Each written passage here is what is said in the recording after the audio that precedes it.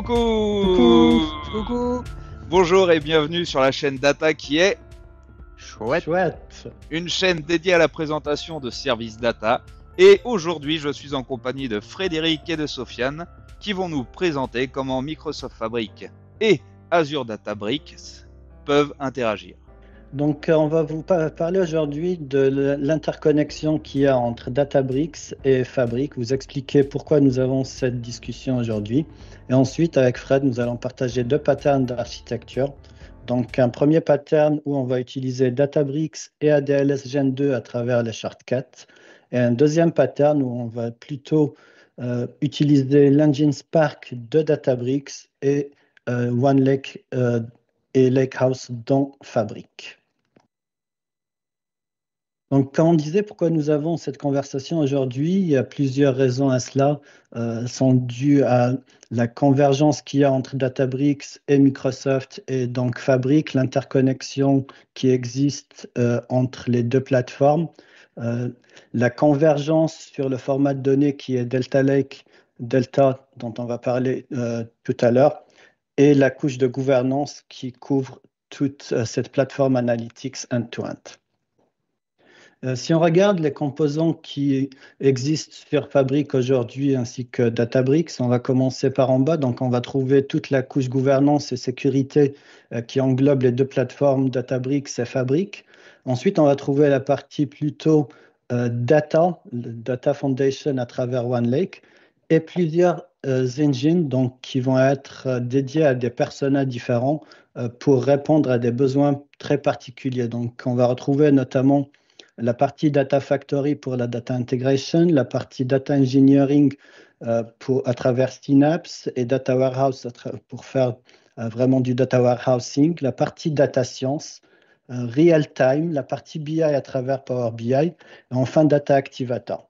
Et à côté de tous ces moteurs, on va retrouver aussi donc Databricks qui s'interconnecte parfaitement au reste de la plateforme et on pourra exploiter donc la puissance du moteur Spark qui existe dans dans Databricks, à travers ce pattern d'architecture.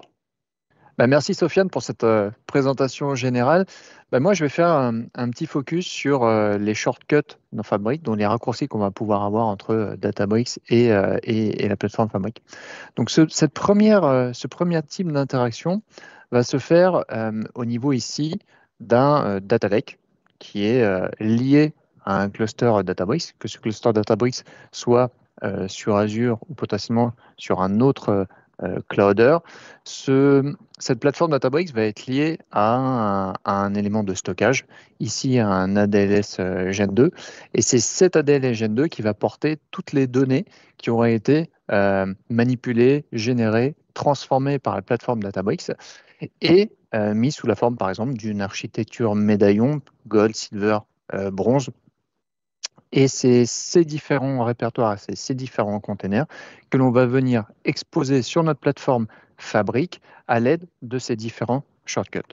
Donc, ce que je vous propose maintenant, c'est de faire une petite démonstration de comment ces deux plateformes vont interagir entre elles et vont fonctionner entre elles. Dans mon environnement Databricks, donc là, j'ai un workspace Databricks qui est lié à un cluster Spark que j'ai démarré. Donc, je vais vous expliquer étape par étape comment on va arriver à mettre les données qui ont été structurées et transformées par Databricks à disposition dans notre plateforme Microsoft Fabric. Donc là, tout simplement, j'ai été chercher un jeu de données dans les datasets qui ont été fournis par Databricks. Donc là, j'ai un CSV qui fait une certaine taille que j'ai été chargé et sur lequel ici j'ai un certain nombre de colonnes. Donc c'est des données de retail avec des pays, des quantités et autres. Donc j'ai chargé ici mon dataset. Bien évidemment, j'ai un ensemble de scopes qui est disponible dans mon environnement Databricks pour aller me connecter à cet ADLS Gen 2, donc à ce stockage externe. Donc pour vous faire voir un petit peu que ce stockage Azure est relié à ma plateforme Databricks, j'ai été créer un point de montage directement entre mon ADLS Gen 2, donc ici mon storage Azure, et ma plateforme Databricks. Et là, on va retrouver, et si je liste un petit peu tous les points de montage que j'ai sur mon cluster Spark, ici vous voyez, j'ai un mount data qui pointe directement sur mon ADLS Gen 2. Donc là, pour l'instant, mon ADLS Gen 2 est vide. Et donc, ce que je vais faire maintenant, c'est aller chercher ces informations et les injecter dans une table côté Databricks pour qu'il écrive les données sur mon storage Azure. Donc, si je continue un petit peu, ici, donc là déjà, je vais aller écrire le dataset sur mes données de retail directement sur mon data lake dans ce répertoire, le Retail Store Invoice, sous un format Parquet. Donc ça, c'est plutôt pas mal. Donc je vais inférer le schéma et écrire directement mes données sur mon ADLS. Ici, je drop ma table pour que mon script soit réentrant et je vais aller créer une table delta qui va pointer directement sur un autre container de mon ADLS Gen 2. Bien évidemment, une fois que j'ai créé cette table delta, pour l'instant, c'est une coquille vide. Donc, c'est une table vide dans laquelle je vais aller injecter les données. Donc, tout simplement, je vais aller après injecter les données. Donc là, je fais un append parce que la table était vide. Et donc, je vais sauvegarder ces données dans la table delta. Et ma résultante ici, c'est d'avoir ma table delta avec un certain nombre d'informations qui sont disponibles. Si je regarde ce que cela m'a généré sur mon ADLS Gen 2, je vais avoir deux répertoires. Un répertoire ici sur lequel je vais avoir l'ensemble de mes fichiers Parquet et un répertoire ici où j'ai l'ensemble de mes fichiers Parquet, mais en plus de ces fichiers Parquet, j'ai mon log delta qui me permet d'avoir justement cette table delta à disposition. Donc là, je me retrouve avec un ADLS Gen 2, un Data Lake Azure, sur lequel j'ai mes données au format Parquet ou au format Delta que je vais maintenant aller mettre à disposition dans ma plateforme Microsoft Fabric. Donc, je switch directement sur ma plateforme Fabric en mode web. Donc là, la page d'accueil de Microsoft Fabric, j'ai l'ensemble des personas, donc les expériences d'utilisation que je vais avoir dans ma plateforme Fabric. Je vais en choisir une, par exemple, du Data Engineering. Dans mon Data Engineering, ici, je vais avoir accès à l'ensemble des workspaces sur lesquels on m'a donné les droits et les autorisations de contribuer ou de lire ou autre. Donc là, je vais choisir un de mes workspaces, par exemple le Lycos FGI. C'est dans ce Lycos que je vais aller créer mes différents éléments. Donc là, j'ai mes différents artefacts avec le lineage qui relie mes différents artefacts que j'ai dans mon workspace. Là, je vais aller chercher directement mon Lycos. Donc là, j'ai un Lycos qui s'appelle FGI LakeDB que je vais ouvrir. Donc une fois ce Lycos ouvert, j'ai l'ensemble de mes données qui sont disponibles. Alors, comme dans tout Lycos, je rappelle que c'est un Lycos, les données sont présentes dans mon data lake. Au-dessus, ce data lake met à disposition des données qui peuvent être au format CSV, Parquet ou autre format. Au-dessus de ces données, par exemple des données Parquet, je vais aller créer des tables delta.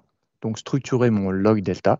C'est pour ça que j'ai deux entrées majeures, une entrée de type fichier et une entrée de type table.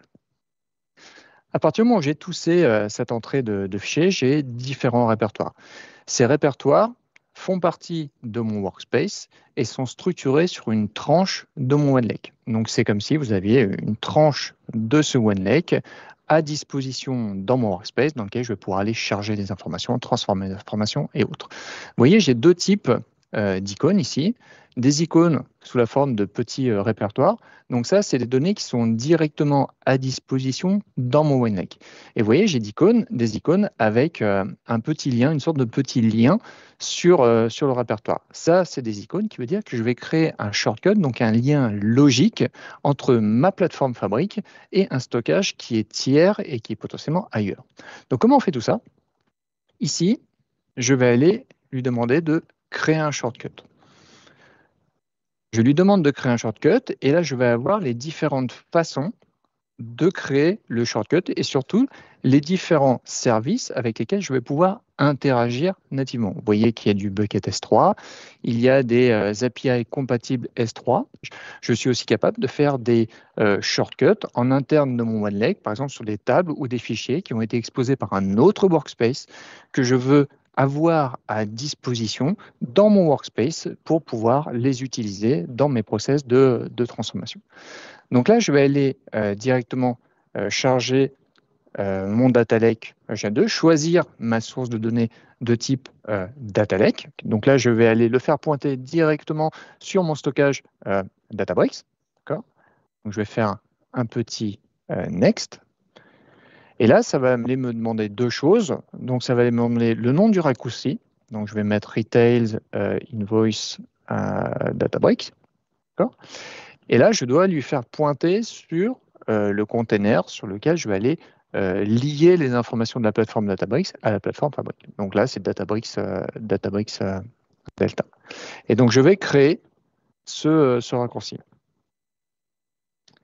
Et donc ici, dans mon arborescence, hop, un petit refresh de mon arborescence. Et là, vous avez un nouveau répertoire qui est apparu, qui est le Retail Invoice Databricks, avec ce petit icône qui nous montre que c'est un lien. Et je vais retrouver les deux entrées que je vous ai montré tout à l'heure sur le Storage Explorer. La première avec les fichiers parquet et la deuxième, si je clique, mes fichiers parquet et mon log delta. Donc là, c'est assez simple. Par exemple, si je veux prendre cet ensemble de fichiers parquet qui représente justement mes données, mais sans le log delta, pour le coup, pour l'instant. Donc, je vais juste lui dire, ici, va me créer une table directement dans Microsoft Fabric, dans la Retail Invoice Databricks. D'accord ? Je vais lui dire que c'est des fichiers parquet. Si j'avais une arborescence, quelque chose de partitionné, je pourrais lui dire de prendre les sous-répertoires.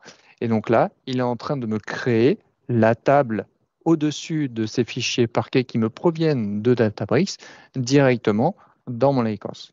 Alors là, Fred, je comprends que les données ont été importées, mais si elles changent, je pense que tu dois finalement rescheduler l'import de ces données. Est-ce qu'il n'y a pas un autre moyen?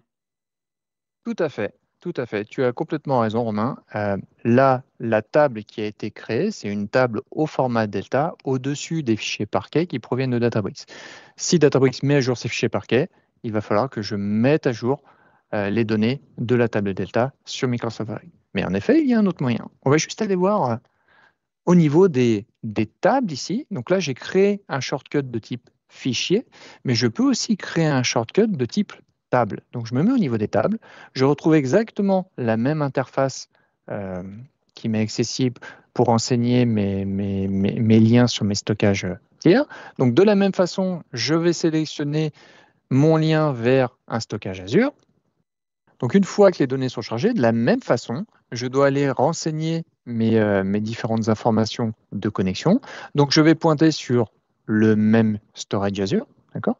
Sauf que cette fois-ci, je vais non pas aller pointer sur le container complet de là où j'ai écrit les données, mais je vais plutôt aller pointer sur la table, sur le sous-répertoire, sur la table que j'ai envie de remonter dans ma plateforme Microsoft Fabric. Donc là, si je donne un nom, Retail Invoice Databricks Table,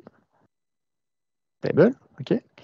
Là, ce que va faire Microsoft Fabric, il va aller détecter que ce container et ce répertoire détient un log delta, et il va juste aller me remonter la table dans Microsoft Fabric, sans pour autant dupliquer la donnée ou réinjecter la donnée dans une table Fabric. Ça veut dire que si les données sont mises à jour côté Databricks et que ces données sont matérialisées et mises à jour sur la table Delta issue de Databricks, en fait, ma plateforme Fabric va hériter elle-même des différentes modifications. Donc là, si je regarde un petit peu ce qui a été créé, donc là, je vais avoir ma table ici, Retail Invoice Databricks Table. Si je clique dessus, j'ai l'ensemble des informations qui me sont retournées directement depuis la table. Et vous voyez, j'ai un petit icône un peu différent avec des tables internes à la plateforme Microsoft Fabric et des tables externes plateforme Microsoft Fabric. Donc là, dites-vous que les données et le log delta pointent directement sur les choses qui ont été matérialisées sur le stockage Azure. On peut comparer ça aussi à la table ici, qui a été créée au-dessus des données de Databricks. Mais vous voyez, ici, c'est une table interne Microsoft Fabric, et ici, c'est une table externe qui est reliée à Microsoft Fabric. Le dernier point que je voulais vous faire voir, c'est que là, c'est une table que j'ai été créée dans Microsoft Fabric. Il y a quand même une particularité essentielle aux tables qui sont créées dans Microsoft Fabric, c'est un tag qui a été ajouté directement. On peut le voir dans le fichier JSON ici. Et si je vais complètement à droite, vous voyez ici que ma table a été créée avec quelque chose qui s'appelle vorder égale true. Ça, c'est un algorithme qui est spécifique à Microsoft. Et à partir du moment où j'ai demandé la création de la table via le wizard, vous pourriez le faire aussi avec le moteur Spark, ça a été m'appliquer l'algorithme de compression de type vorder, donc le fichier parquet qui est sous-jacent de la création de la table est bien plus petit. Et de fait, vous allez pouvoir utiliser ces deux tables, aussi bien la table créée avec Microsoft Fabric avec le vorder et la table mise à disposition par la plateforme Databricks sur un stockage qui est lié. Vous allez pouvoir les utiliser dans un modèle sémantique Power BI avec un nouveau lien qui s'appelle le Direct Lake, qui va vous permettre d'avoir votre modèle Power BI en lien temps réel avec les tables ou Databricks ou Microsoft Fabric, en ayant peu ou prou la même performance que le mode import dans Power BI. Donc là, je viens de terminer ma petite démo. Alors, rappelez-vous bien, plateforme Databricks, un stockage tiers, un data lake tiers, architecture médaillon sur ce data lake, architecture médaillon qui est nativement reprise sous la forme de shortcut ou fichier ou table directement dans la plateforme Fabric. Donc, je vais redonner la main à Sofiane qui va maintenant nous proposer une présentation et une démonstration de Databricks en lien direct avec le OneLake. Merci Fred. Donc effectivement, le pattern que je vais vous présenter maintenant, ça va être vraiment comment je vais utiliser Databricks pour écrire directement dans le Lakehouse de Fabric et avec un minimum de changements, avec une interconnexion vraiment très fluide. L'API qui est utilisée dans ADLS Gen 2, c'est la même que je vais réutiliser. Donc, c'est vraiment pour vous montrer que c'est complètement transparent d'utiliser le Lakehouse de Fabric versus ADLS Gen 2. Donc, on va passer à la démo. Donc, la démo, je vais basculer entre deux écrans, donc l'écran Databricks et l'écran Fabric pour vous montrer ce que ça fait. Donc, on va commencer par Fabric. Dans Fabric, j'ai un lakehouse que j'ai appelé Lake Fabric DB où j'ai inséré un dossier raw data. Donc, je vais rester sur une architecture Medallion. Donc, raw data où j'ai trois fichiers, .dat, movies, rating et users. Ce qui est important, c'est que quand je regarde ce fichier et je regarde ses propriétés, j'ai un lien que je vais copier et je vais vous montrer comment je vais le réutiliser dans Databricks. Sur Databricks, comme je disais tout à l'heure, je parlais beaucoup de connexion fluide entre Databricks et Fabric. À la création de mon cluster, il n'y a qu'un seul paramètre que j'ai activé, c'est Enable Credentials Pass-Through for User Level Data Access. Donc, qu'est-ce que ça veut dire? Ça veut dire que l'identité que je vais utiliser dans mon notebook, c'est la même qui va être empruntée pour accéder aux données qui sont dans OneLake.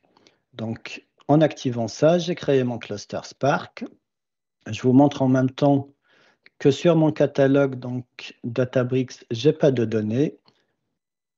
Ma base de données est vide et donc je passe sur le côté Databricks. Je vais exécuter la première partie de la requête où j'importe des structures de données.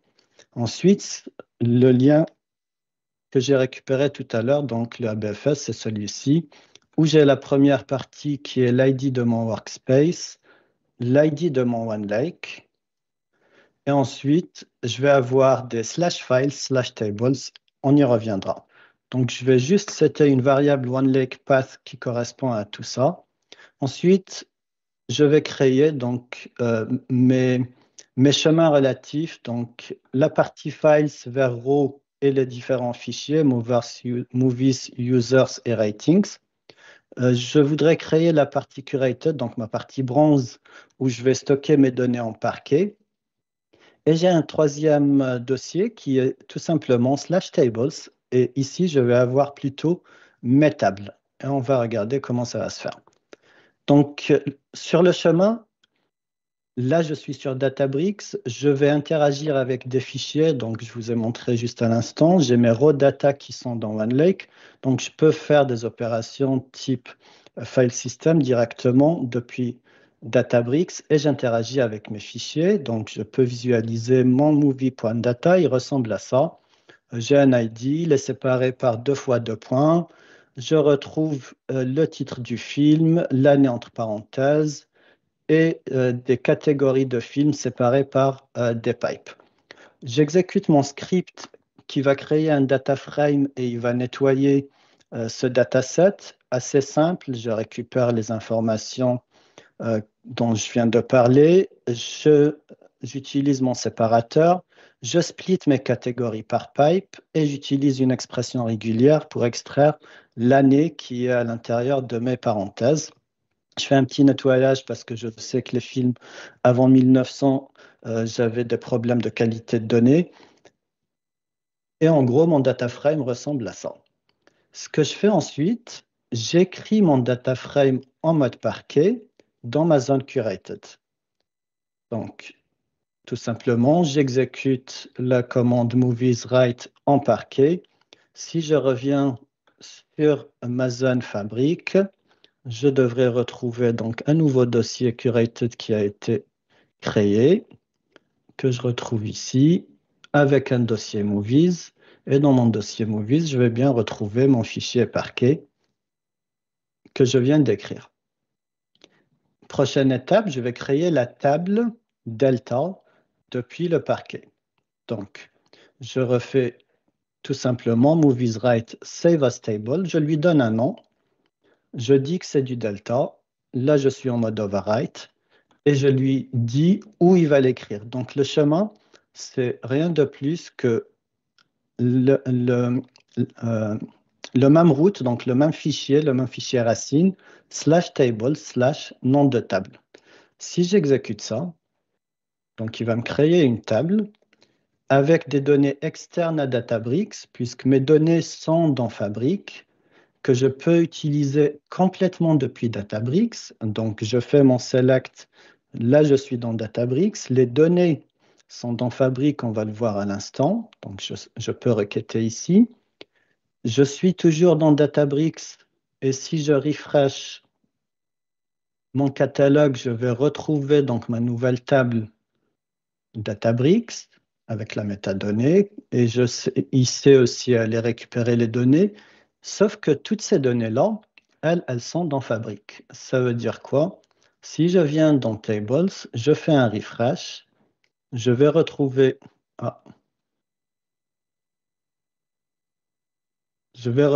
ma table d'imovies.db et si je fais View Files, je vois bien les fichiers qui sont bien dans OneLake. Et le chemin ici, c'est vraiment ce que je vous ai montré à l'instant, slash tables. Et ensuite, je retrouve mes fichiers ici. Si on fait la même chose pour les deux autres fichiers, donc pour les users, je vais le passer rapidement. Donc, c'est exactement la même chose. Je transforme, je nettoie mes données, je les lis. Je fais la même chose pour ratings. Ensuite, j'écris les deux fichiers parquet dans ma zone curated.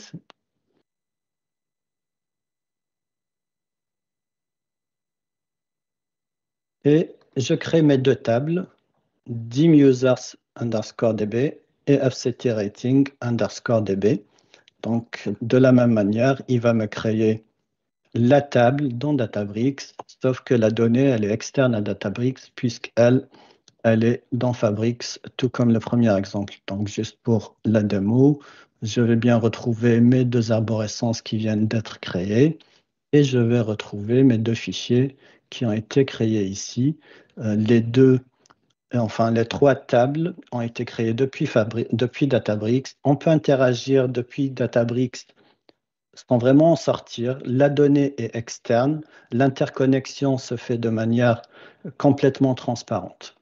Une fois ici, je peux continuer l'exercice et dire, je vais créer un sémantique model que je vais appeler Movies Model.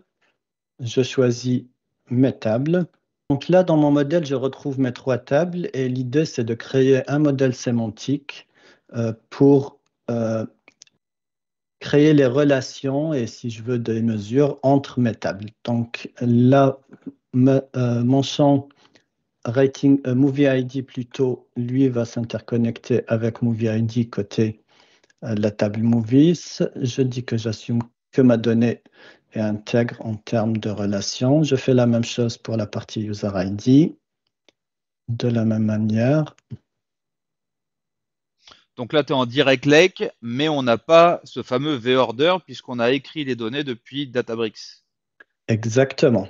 Exactement. L'algo V-order dont parlait Frédéric pendant sa démonstration, est vraiment activé lorsque j'utilise l'engine, une des engines en tout cas, Fabric, pour écrire mon delta. Donc là, je retrouve un modèle sémantique avec mes 3 tables et je peux continuer l'exercice directement, faire un new report et ça va utiliser donc le modèle sémantique qui, lui, s'appuie sur mes tables Fabric, qui, elle, s'appuie sur des fichiers Delta, directement en mode Direct Lake, et je suis dans Power BI où je crée un rapport. Et voilà, un exemple assez simple, comment j'interagis avec Power BI, modèle sémantique, table Delta, et derrière des fichiers Delta. Tout se fait en Direct Lake. Il n'y a pas d'import. Je suis aussi rapide qu'un mode import, tel que l'a expliqué aussi tout à l'heure Fred. La donnée est rafraîchie en temps réel, c'est-à-dire que si mes fichiers s'alimentent, mon rapport s'alimente, je n'ai pas besoin de faire de refresh de dataset. Super, merci beaucoup Frédéric, Sofiane pour ces démos. Je comprends que dans la première démo, Frédéric nous a expliqué comment depuis Azure Databricks sauvegarder les données dans un Azure Blob Storage, dans un Azure Data Lake Gen 2, pour après les analyser en mode shortcut depuis Microsoft Fabric et en faire notre analyse, alors que dans la démo de Sofiane, on a été dans Databricks sauvegarder les données directement dans notre fameux OneLake dans Microsoft Fabric afin d'interagir avec celle-ci. Merci beaucoup à tous deux. Super. On vous donne rendez-vous dans de prochains épisodes sur la chaîne Data Chouette. Merci de vous inscrire. À bientôt. Merci, à bientôt. Merci, à bientôt.